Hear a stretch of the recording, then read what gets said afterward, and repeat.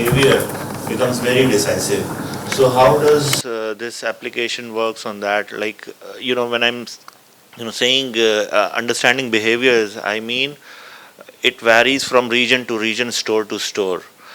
And then there's one more problem with regards to bringing the unstructured retailers into the structured network. That is a problem which has been faced, is the usability part. So it has been tried by some of the leading players like Amazon and all, even Walmart. But when the solution goes to somebody who is actually a typical kirana shop, he is not utilizing the software to the best. He is not keen, he's not sharing the data the way it should be shared, and then the solution gets limited amount of data and gets limited. So what is your take? See, I think I'll answer your second question first, because that will get to the first question. See, basically there are a lot of changes happening, right, in the behavior and attitude of the MSME themselves. So, and the changes are also accelerating now. The main, for example, first of all, I have always had a disagreement about this unstructured, because everybody is structured in their own way. It is just that, they are not structured to somebody else's definition. In our experience, what we have found is the small kirana store with only the owner manning the store, he is a lot more disciplined than a large format or a large chain. Right? It is his discipline that is his strength. That means he is very structured, but he is unable to adopt something new. Right? Maybe because the benefits were questionable for him, or because the environment doesn't demand that from him for his survival. But today, if you see, like if he is disciplined where he writes down his purchases in a notebook to pay the suppliers, right? Now that activity takes time. But today, whether it is pharmacy, whether it is FMCG, companies are giving him CSV file or Excel file or whatever, where you can upload your invoice directly into the system. That means somebody, I know pharmacies who used to have one person to do purchase entry or two people to do purchase entry full time. Now it happens in 1 hour. Right? So there is so much time saving and cost saving and headache saving for him, because your supplier invoice automatically comes into your system. Like that, every aspect of business, from purchasing to ordering. I have met customers who used to have one person spend full day in ordering, and it gets reduced to 30 minutes or 15 minutes for ordering. And we have customers who spend absolutely no time on ordering, where customers are on autopilot on ordering. Right? So this saves so much time for him, so much money for him, and so much manual mistakes, because people end up buying what they don't need. Right? So when these benefits are very obvious, they are willing to change from their structure to another structure. Like we gave bank reconciliation. For businesses, bank reconciliation is a huge problem. Right? They used to have one staff spending full time in bank reconciliation and things like that. Now, in a month, you spend 2 hours. Bank reconciliation is, automatically it will happen, because you are reconciled on a real-time basis with the bank. It's not a monthly once activity. So this is a huge benefit. So they know actually their book balance and the bank account balance is accurate now. You don't have to even log into your net banking. So today in this connected market, what is happening is the benefits are becoming very, very obvious, and it is becoming a no-brainer. So people are willing to change their habits, right? So that is the so when that is happening, what is happening because of that is all these people get a lot more time for their customers. So earlier he is caught up in his mundane activity, because if only one owner shops, he will spend 4 hours, 5 hours in purchase related activity in a day. Now it happens in half an hour. He is able to see the face of the customer. He is able to relate better to the customer.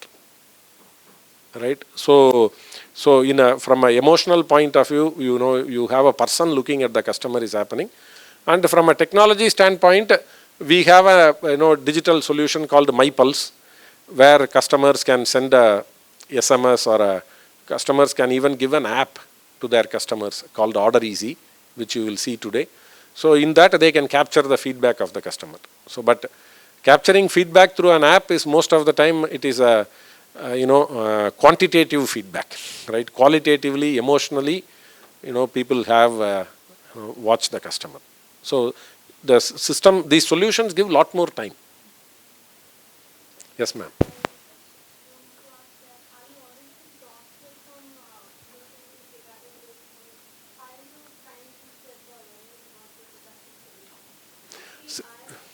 MSMEs or SMEs are generally not really keen to adopt technology because they are not really confident about the ROI that's generated due to this. So how are you, of course you will write about it, the media fraternity, but apart from that, what sort of awareness are you sort of thinking to float?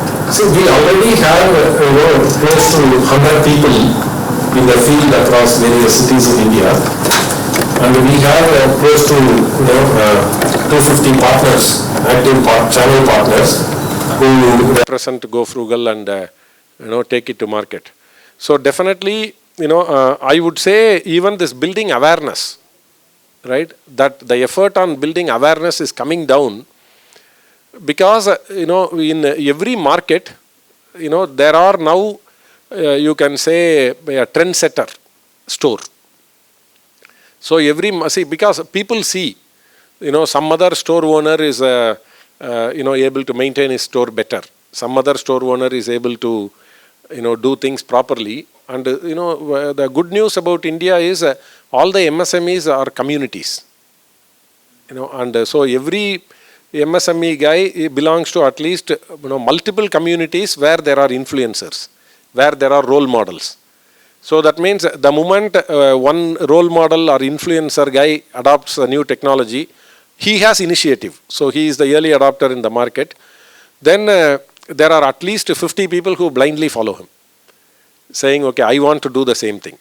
So in fact, here, we all, I still remember how our neighborhood Velachery market was in 2005. When Reliance Fresh launched, and they gave some store front and certain store experience, within the next 3 years, every store in the market upgraded their physical infrastructure and, things like that. Because, they don't want to be, not looking cool in comparison.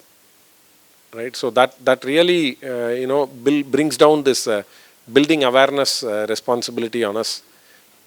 Significantly, it lowers it.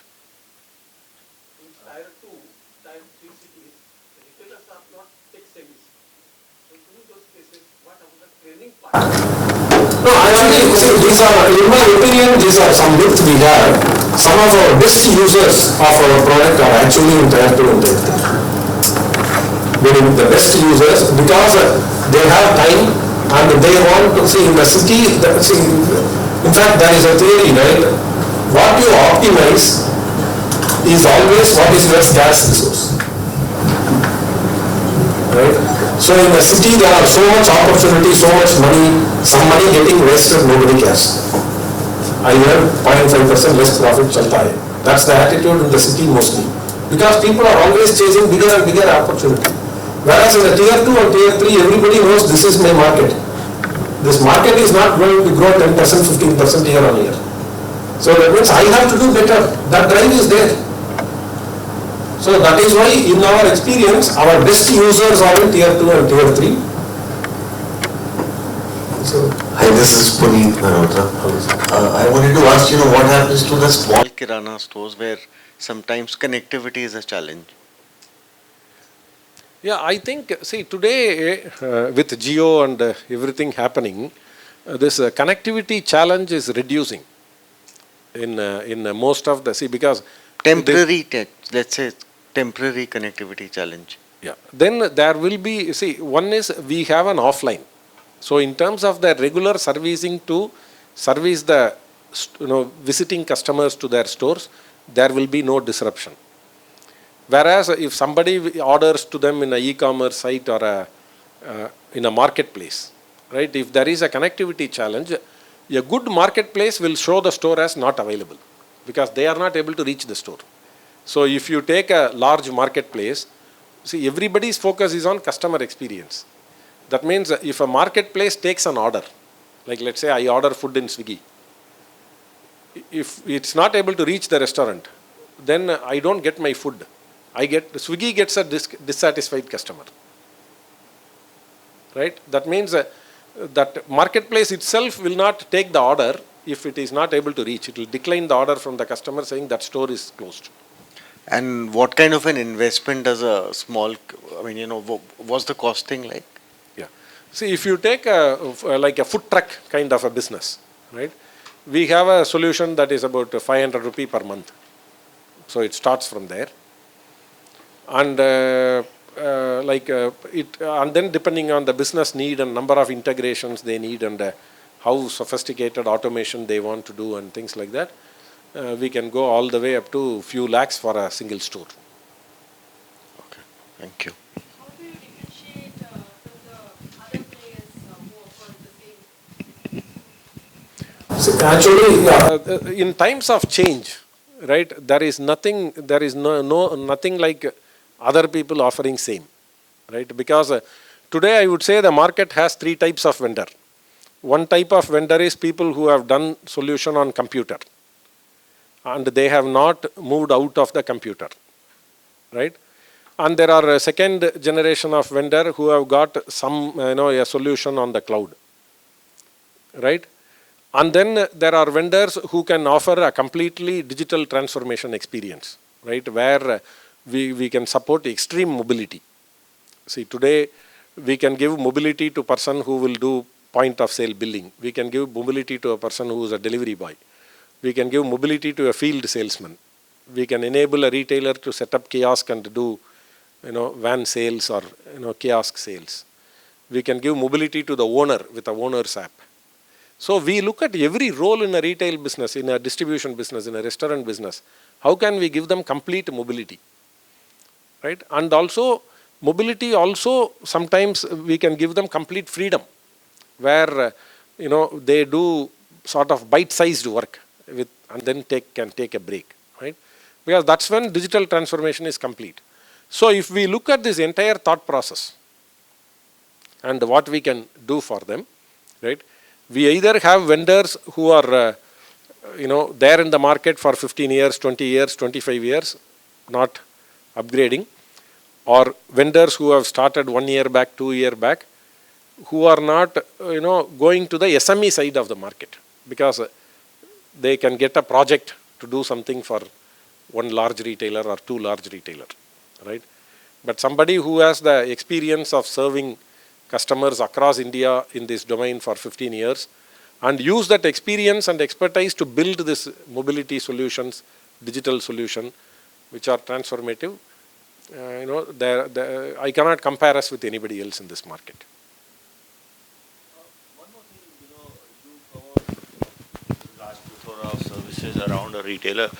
One of the important thing is sourcing, especially from the perspective of restaurant or small kirana store or So, do you have any plans for getting into the sourcing business as well? Because you already have built a large community of your network. So, is there anything that you are working on? Yeah, see, our goal is to be a technology provider because anytime, we get into our customer's business, we get conflict and there are trust issues, conflict of interests, right? So we will remain a technology provider who will give all the tools and technology required for them to run their business very well. And wherever people, discuss with us, we connect them with people. So, but we don't get into their business. And I also, understand that you have a focus towards startups and, developer community. So there are startups who, work on these areas Is it possible to give them APIs, or is it possible to give them, white labeled, product, which they probably can build a layer of, the sourcing element, and, they can probably create a service? Yeah, definitely. So that is something we already do. We do work with a few of the players who are using technology to do the distribution or large scale B2C business and things like that. We do license the technology and the white label and things like that. Yeah, that's a very exciting opportunity for us also, because today many of the big players are also thinking about their next wave of growth will come through collaboration. So nobody, like 10 years back, the big players were thinking they have to compete and win the market from the small players. Today everybody is thinking like they have to collaborate with the small player to create a network. Even yesterday we got an announcement with a couple of giants joining hands together for these MSMEs. Yes, yes. So I don't know. I mean, is it? I'm sure this is because of the upcoming 3 months down the line. There will be another set of tsunamis of daily e-billing and e-invoicing. Yeah, those who survive Gopal would be getting 100 calls every day, I guess. Government is aware of what's happening there as far as e-billing is concerned. In fact, there was a big meeting even last week on that.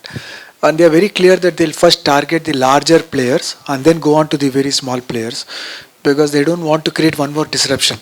That is the thought process currently. So I'm sure some of you, thanks to you Faiz, and some of you have actually put in the word with the government telling it's too much of disruption. Yes, I did the report when GST got implemented. I did a series of surveys. I submitted it to Ministry of Finance, and so at the time when this was like getting implemented, first July. So 15th June onward, I started publishing the the survey findings, and it was a planned chaos.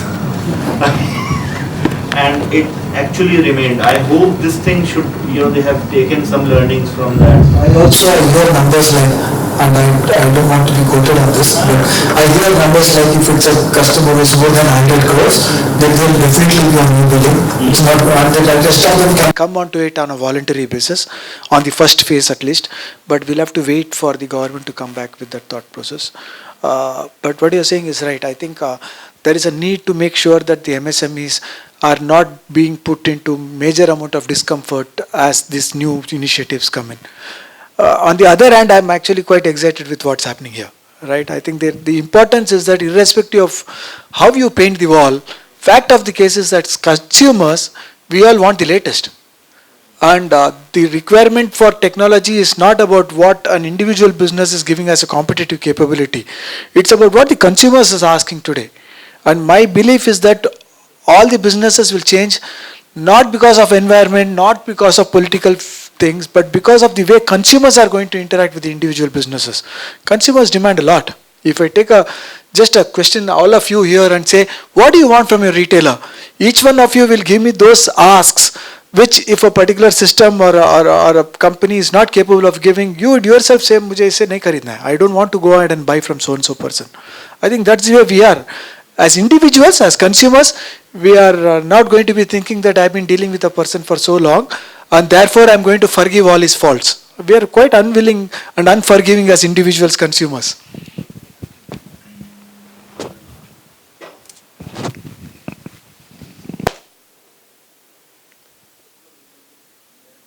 Yeah, all the interesting questions and on your patient listening. And once again, thank you for coming over. Thank you.